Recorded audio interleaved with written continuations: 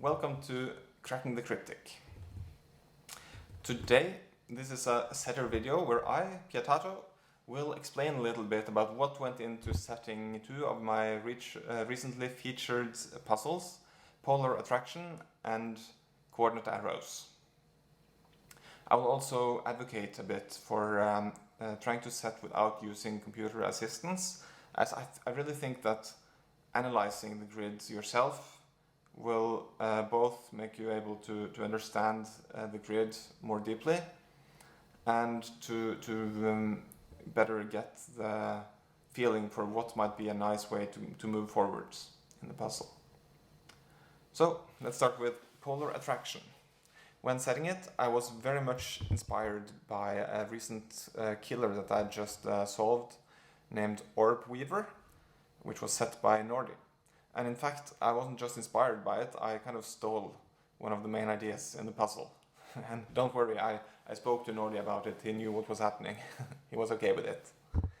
Namely, he had some large cages here, both were 30 cages in his puzzle. And I was very impressed by the geometric idea that went into this. Namely that the digits here must also go here. And the digits here must also go there. So in the end I opted to not have a given sum for the large cages, because the main idea with them is to show that these two have to be the same as these two, which must be here. Or these two must be here, must be here. And I wanted to make them as much as possible from that geometric idea. So I wanted to force both of these small cages to have one shared digit that had to be placed in row 1, column 1. So to achieve that, I put in 2 more cages here.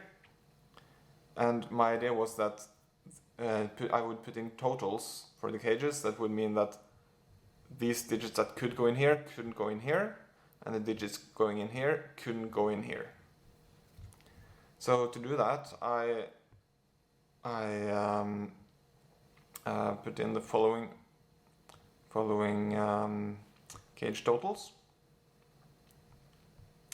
As you can see now, 7 cage can only have digits below 7. 24 cage can only have digits 7, 8, 9.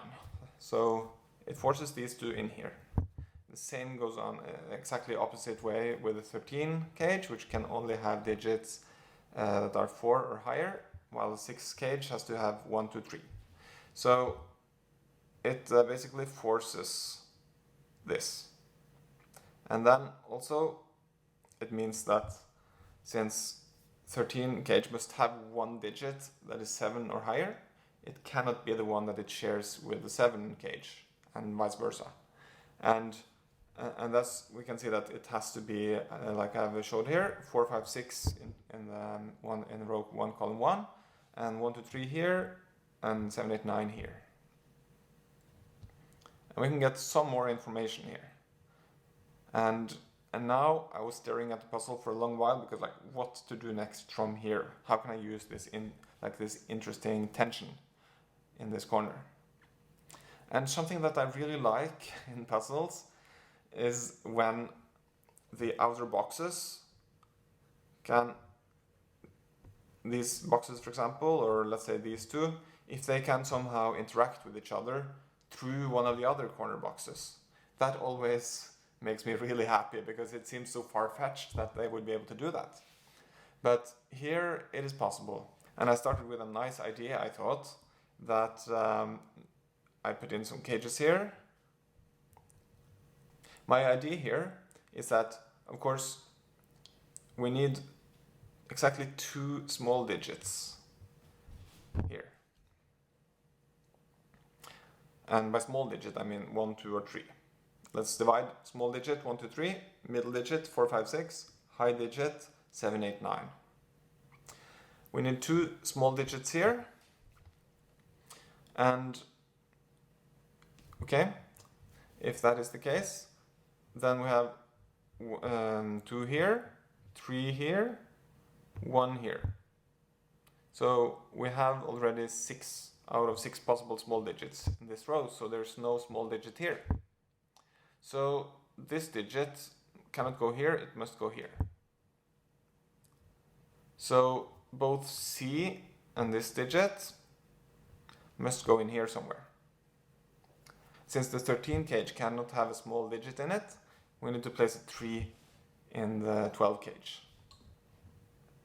We can do exactly the same thing on the other side. These have to have 2 large digits, and due to there also being a large digit, there cannot be any large digit in these 4 cells.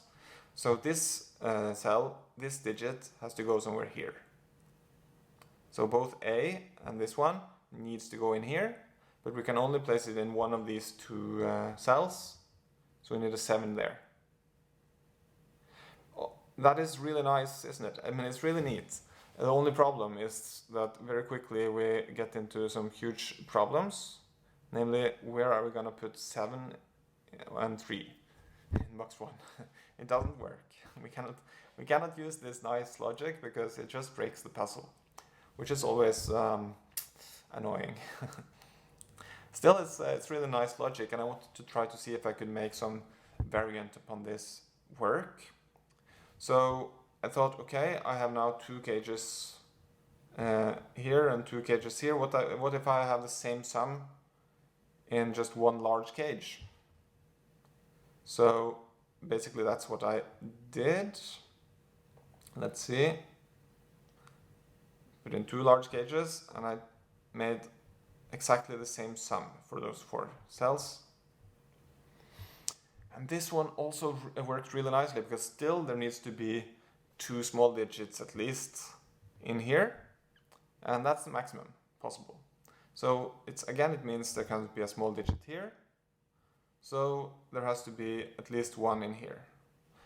And vice versa, we can show exactly in the same way, symmetrically, that there must be 1 large digit in here. And that means basically that the 15 cage must have a 1 in it, because 1, otherwise it's 2, 3, 4, 7, which is 16. Also the 25 cage must have a 9 in it, because otherwise 8, 7, 6, 3 is 24. And knowing that, we know now that C cannot be a 1. So we also know in the same way that B cannot be a 9. And it cannot be 9, 4. And it cannot be 1, 6. So this is a 5. And I mean, it's just really neat, isn't it? It's really nice how that works. Just really elegant and beautiful. And now we actually know what digits has to go in the 15 cage. Because since we cannot put the 2 in here, remember 2 is also here, it has to be 1, 3, 4, 7. It's the smallest possible sum, which is 15. And in the 25 cage, it's the same thing. It has to be 9, 7, 6, 3. And it doesn't matter which cage we start in. Let's say we start with the 25 cage. Of course, we know that that there has to be a 3 in these 2 cells. And that means, since we can only have 179 here, 179 here, there has to be a 6 in these 2 cells. So this is a 4, 6, 4. But now we cannot fill in the 15 cage any longer. So, and it would be exactly the same if you did it the opposite way around, started with the 15 cage, we would get 6, 4, 6, and we couldn't have filled in the 25 cage. So basically this just breaks again, and it's really annoying because it's so nice, so neat and elegant logic. It's just so cute. I actually wish this was working, because although the actual puzzle had some, it was like a big aha experience for the solver to find the logic that they found in the end, I still think this is very elegant and nicer ultimately, more fun. So, but yeah, it doesn't work. But I still love the idea, so I wanted to make it work somehow. So I wanted to see if I could maybe make it less symmetrical and maybe it would work then. So basically I changed just one of the cage sums and gave it slightly more wiggling room. I made it a 24 cage instead of 25. And now also it's a little bit different because we cannot use the same logic both places. But still we know that the 15 cage must have a 1 in it. Or do we? Let's just check. First we know that there must be 2 small digits. There cannot be any here. So there must be 1 small digit here. It must be 2 large digits there after all that, because 3, 5, 6, 9 is unfortunately only 23. So there must be that, which means again there is no large digit here. This must go here and here. So there is 1 large digit here, and again, again there must be a 1 in it. And now we know C is 1. I mean, it's the same logic basically as earlier, but now we cannot use the same logic on the 24 cage. It doesn't necessarily need to have a 9 in it. So, and I looked at this for quite a long time, and I didn't manage to find some nice logic that worked here. But I did realize one nice thing. I could change the large cages. I could force them to help me a little bit by making them even larger. So I changed them out like this. And now the nice thing is that, for example, this digit here, has to be one that goes in here. So it has to be this one, because it cannot be these two, because that's those. So we forced that one into there, we forced this one into here and here, and we now know that quite a lot of things, namely also that this is the C and this is the A. Since we can't place A in here, it means we need a 7 in there, because we need 2 large digits. It cannot be both 8 and 9. So we need a 7 in there, which means we cannot use a 1 actually, because 9, 7, 6, 1 is just 23.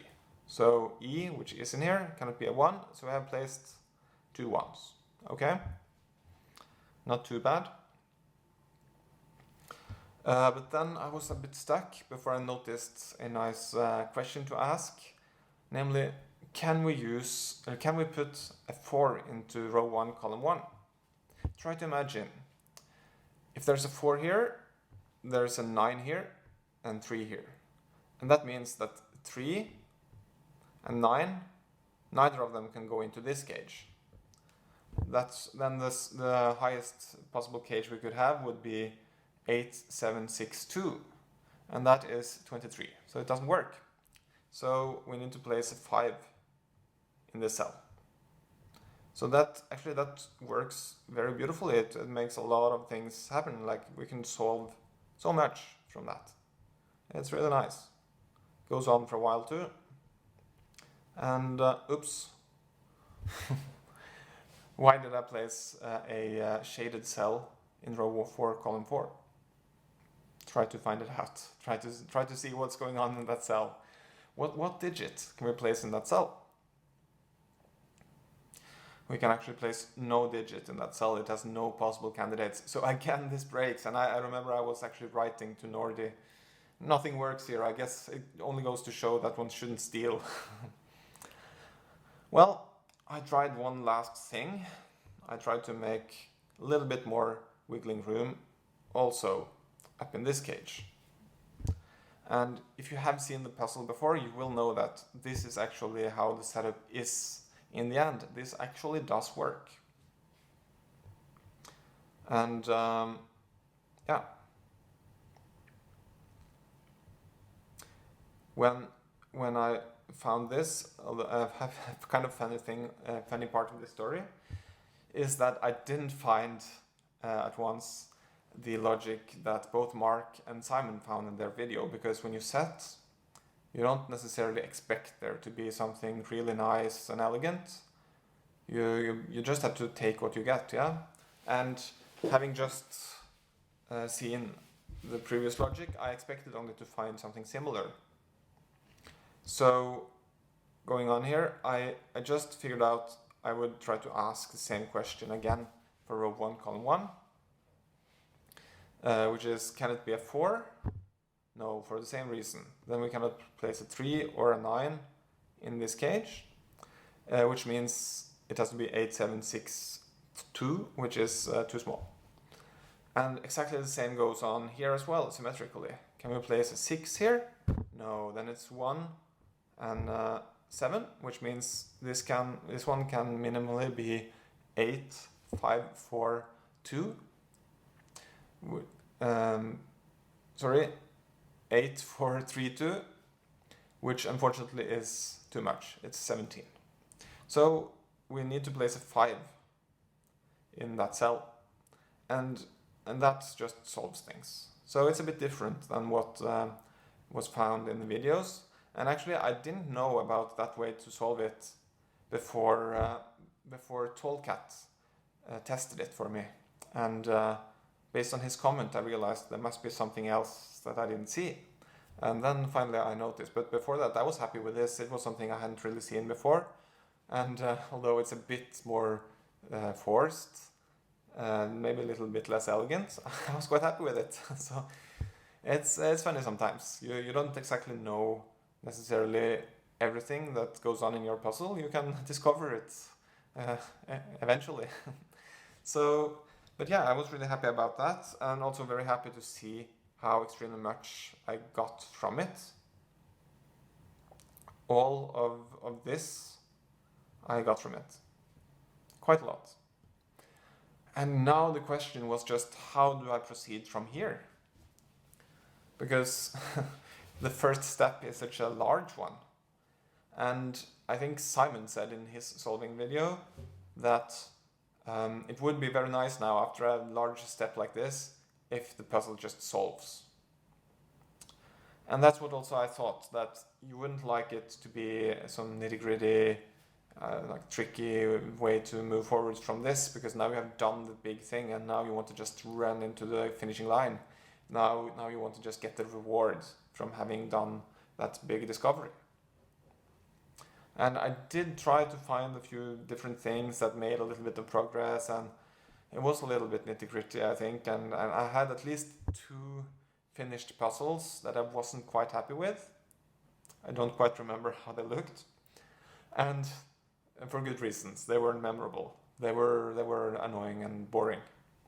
And also I tried to make them asymmetrical, because I kind of feel like sometimes when a puzzle is completely symmetrical, it feels a bit like you're solving just a half puzzle, because you can do exactly the same thing on both sides.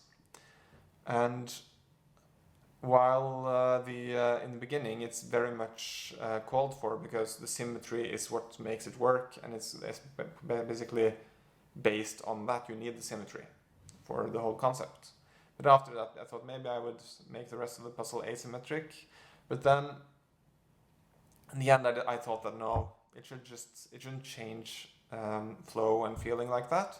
I should make it nice and symmetrical, just make it flow as well as possible. And eventually I noticed these 2 cages here. I noticed that there is 1 8 combination here and 1 8 combination here. There's only 1 left, so if I place a 2 cell 8 cage here, it must be 2 6. And same goes here, seeing those 2 12 combinations. And when I tried out this and saw how ridiculously much progress that would lead to forward, I knew I had to go for this, because it's just ridiculous how nice it is and how much it gives you. I knew there was no way back from that. And in the end, coming here, although there are quite a lot of cells left to fill in, I felt like now it's just disambiguation. You don't want any more logic at this point, because there's been one really large, beautiful step, and there's been one kind of nice and easier step. And now you just want to run into the finish as fast as you can, basically. And I thought I'll just give a couple givens. And I noticed the middle cell, it has a lot of options, and I thought 4 or 6 in this one will force a lot. Maybe it will finish the puzzle. So I tried a 4. And indeed, it gives you a lot of progress. But not all. So I also put in a 1 here, and this solves the rest of the puzzle. Now, if you see in the puzzle, you will know that this is not how it looks. There is 2 slightly different numbers here. Basically, I did discover just after posting this puzzle to testing that, oh, I could actually make it 6 and 9. And those 2 digits are symmetrical as well. And I also thought of the title then, Polar Attraction, and it would both apply to the idea that these 2 polar kind of, I mean, there are only small digits here, only large digits here, and they have this huge pressure, they have this huge attraction going on in here. There is a lot of force going on in here. I don't know, there's not much more to it than that, but it also would fit if you have a certain kind of mind to the given digits, 6 and 9, that I eventually changed it to.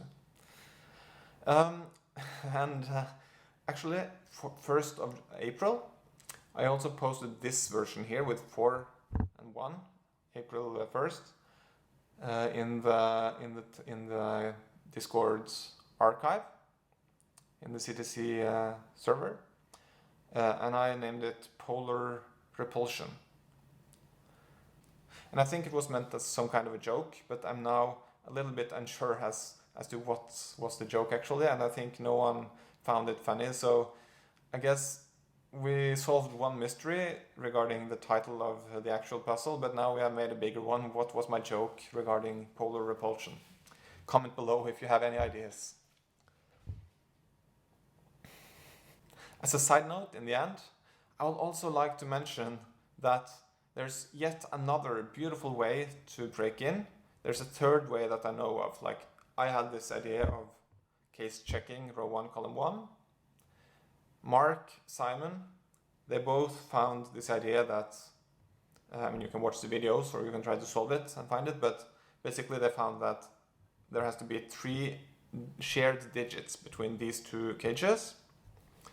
And to make up the difference of 8, this one has a 9, this one has a 1. And then again, it's the same logic that we talked about earlier. This one cannot be a 1, this one cannot be a 9, therefore it's 5 here. Which is really, really nice. And it's basically the logic that I wanted there to be. So I'm very happy that it's there. But there's also another break-in found by a YouTube commenter. And he also even made a video of his own explaining how it worked. And I can tell you here, it worked so that if you consider green and red, the sum of red and sum of green must be exactly the same, because it's 2 times 45 minus these cells. So we also know then that if we get rid of these 3 cells and these 3 cells, now red is 18 smaller. Like the sum of red is 18 smaller than the sum of green. If we take away this thing here, now we can add 8. So now it's 26 smaller. The sum of red is 26 smaller. Eventually we can also take away the virtual 13 cage and the virtual 7 cage. And now the sum of red is in fact 32 smaller than the sum of green. And to make that work, we need red to be minimal and green to be maximum of what it can be. And knowing this and then figuring out that, okay, I mean the same as before, there has to be 2 small digits. What's logic? At least we know that there has to be a large digit in here. Yeah, we know that because of that one. This one has to go here and here. So, and that must be a 7. And then we can find the same thing here. There must be a 3, 3, 3. And now we know that we cannot have 7, so there cannot be a 6. So there cannot be a 1. And there cannot be a 3. So there must be a 2, 5, 8. And from there, the puzzle just solves. It's quite magnificent, I think, and it's really fun that there's so many ways to break into the same puzzle, and they're all nice. Very happy about that. So I guess I got a little bit lucky with this puzzle, but also I think that just analyzing it and seeing the nice logic and trying to see if I can still make it work with a little bit more freedom, it's what makes it happen. And I think it's not pure luck. I will take some credit for this puzzle, but also like I think yeah, just analyzing things deeply really helps you when setting. And if you think I got lucky when setting this, well, I have news. This puzzle that I now is going to show you, coordinate arrows, it's probably the best puzzle I've ever set, and it's probably the best puzzle I've ever set, and it demotivated me for months after I set it, because I knew I would never get this lucky again. It was disgusting how lucky I got while setting it, because everything I did almost just worked immediately, and I got this huge flow. I set the puzzle in less than 3 hours after the constraint was invented, which is just ridiculous, and it was 96% luck, let's say. Yeah. And basically the constraint was made after I discussed with Aronimus, who is a great friend of mine, puzzle friend. And he had just sent me an arrow puzzle that he had finished, but he wasn't happy with the ending. So he sent me a half-finished version, and he said that when solving that, he would send me the last couple of arrows that I would need. And I was jokingly saying that, so I'll first do the unfinished one and then get to see the finishing clue. That may be a good idea for a puzzle. Some digits that you need to find shows where some other clues are or something. And I had no concrete plans for how that would work, but seconds later, Aronimus said, digits on arrows give the coordinates to the arrow circle that they send to. And that basically is the constraint, with the added constraint that all arrows must refer to different coordinates. So, well, Aronimus then, they went on to explain basically all the main ideas, all the concepts that would that this would lead to in a matter of just a few minutes. And it just sounded brilliant, so we both decided to try to set a puzzle based on this idea. And unfortunately, Aronimus, I think, also had some great opening idea, which unfortunately just broke. So he tried the whole evening to make it work, but it didn't work. So it took him a few days to make a really magnificent puzzle called Sudoku Town is That Way, which I highly recommend everyone try to solve. It's really amazing. It's hard, but it's got some really, really delicious geometrical ideas. Very, very different from my puzzle. Meanwhile, everything I did worked. It just worked. In a couple of hours, the puzzle was done. So basically, when I was going to set this, I thought that these 3 arrows here can be quite powerful. I just placed them like this because I like the look of it. Nice and symmetrical. And they have to sum to at least 21, right? Because that's just how much 6 cells at least has to sum to. And in first place, that's not really very restricted, because we can have a lot of 9 sums, for example. But the idea here is that 9 sums can only be on this diagonal, 8s only on this diagonal, 7s here, and so on. 6s. Yeah, so basically I tried to take away all the 9s. Now if we put a 9 somewhere on this diagonal, it will mean that we have to put a 10 somewhere, and that is not allowed. I also added these 2, which takes away the opportunity to put an 8 on any of these 4 cells. By the way, if you haven't seen the video or tried solving the puzzle, this might be confusing, so I recommend seeing that video or trying to solve that puzzle before you see what I'm explaining now. It will be probably very confusing otherwise. Okay, so going on from here, I just tried to solve and see what happened, if this was worth anything, and indeed it was. Because now we cannot put 3 times 7 here to reach 21. So because we can only put maximum 2 7s in here. So we need at least 1 8, but we also can only have 1 8 because we cannot have 4 4, and we cannot have both 3 5 and 5 3 in the same box. So there must be 1 3 5 arrow. Then there can only be 1 7 arrow, and we need at least 1 in order to be able to make at least 21. But there can only be 1 6, and then in the end we need a 6 arrow. That's 2 4. So we know now that there is a 7 either here or here, 6 here or here, 8 here or here. And to make further progress, I thought that, okay, the 6s, 8s and 7s, they cannot go on arrows at this moment because, well, basically, if we put a 7 on an arrow, it will mean we have an 8 here or here, which is not allowed. Because it will make a 9, which will make a 10. Nori nori. And therefore I thought, okay, the 6s are interesting. I can force at least one of them to go on an arrow. And that means we need to place a 1 here, because if it's 2, nori nori. And then we know that, because already we have a 6 1 arrow up here in this box down here. So we have 1 6 and we have 1 arrow that is 1 6, and we have 1 that is 6 1. So we can place both of these 7s. And basically now I was looking at the grid and I was thinking, okay, what to do next? How can I force a lot of digits?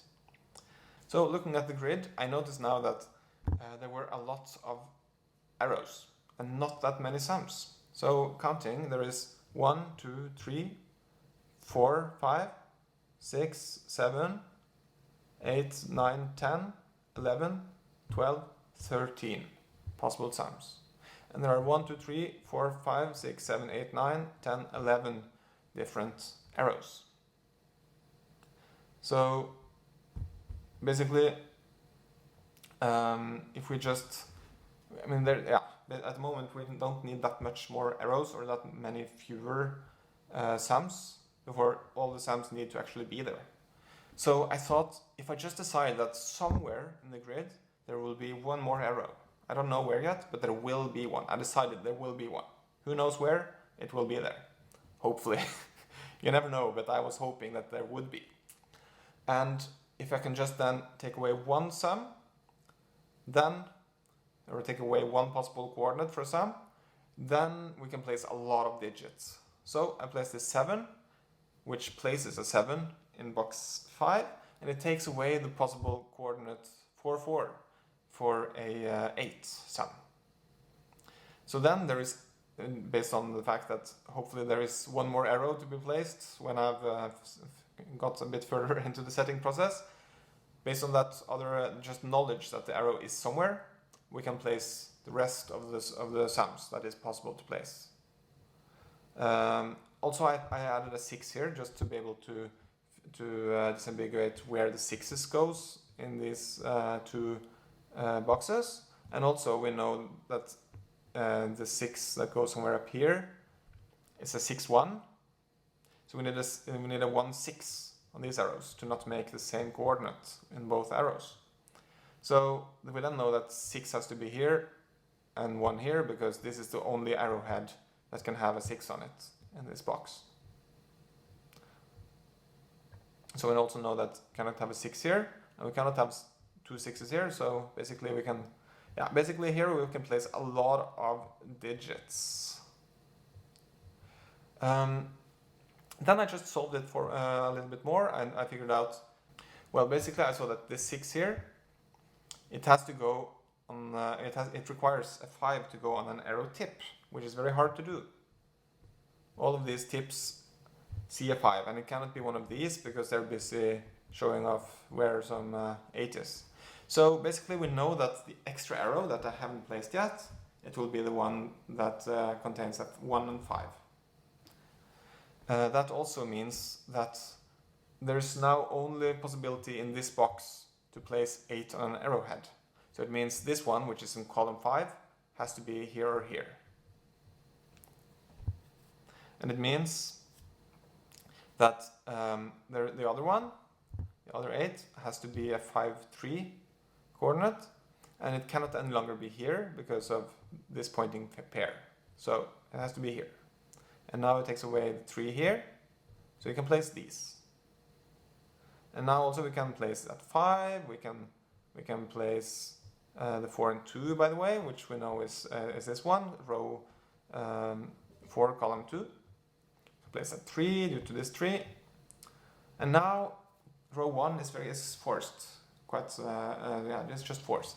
Because where do you place an 8? Cannot go on an arrow, must go in corner. Where do you place a 9? Here. Now 4 cannot be here, so it must go there.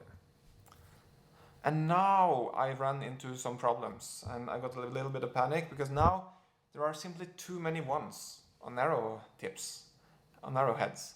Not enough on start of arrows, because we have 1, 2, 3, 4, 5, 6. This has to be the double 1. So 1, 2, 3, 4, 5. Wait, 1, 2, 3, 4, 5. Yeah, basically 5. So it means that in column 1 there needs to be at least 5 sums, but we have 1, 2, 3, 4. It's not enough. So basically I tried to just turn around these arrows and see if that helped, and it worked. We still need to place the double 1s on this arrow, and now this 1 is just on the start of the arrow, and now it just works. Everything works, and we can just solve the rest of the puzzle. Basically, here it's a hidden 1 in row 5, and basically it just all resolves now. It's ridiculous until, or does it? We get here, and ooh, and here actually it comes this beautiful additional arrow. Just a lot of luck, as I said. This is a lot of luck. Although we end up with a deadly pair on 2 and 7. And here I got a bit of panic, because what do I do now? Everything has just worked so beautifully all the way up until here, and now there's a deadly pair, a deadly pattern, and what do? I don't want to put in some extra little clue just to resolve that pattern. What do I do? It's just so annoying. Like, and then in any case, I realized I have a 7 already in the grid, and if I place a 7 in this cell instead, that would also do the same job as this was doing, namely making sure that a 7 couldn't go here. So it had to go here, but also it would resolve this deadly pattern. So I tried to solve it again, and luckily it did solve like this, and this is how the puzzle looks. And if you don't believe me, I mean, I wouldn't believe me myself. It's just ridiculous. I didn't have to try any different setups or anything other than just changing the direction of this one arrow, and it's just so stupid how this worked. And I don't know if you can learn a lot from it other than just analyzing, trying to find the problems, just trying to solve the puzzle. It will give you a lot of tools to try and fix and try to change things, and try to figure out how to make the puzzle work in a nice way, and how to make the puzzle solve very nicely. And anyway, I hope this was a fun story about 2 puzzles that I've set. And I hope you learned something, and I hope you were entertained at least a little bit. In the end, I would like to say that if you, like me, love what Simon and Mark are doing with this channel, it doesn't help me, so it does help them. please like, subscribe, comment, engage, spread the good news of Sudoku and puzzles. Okay, that was all. Bye for now.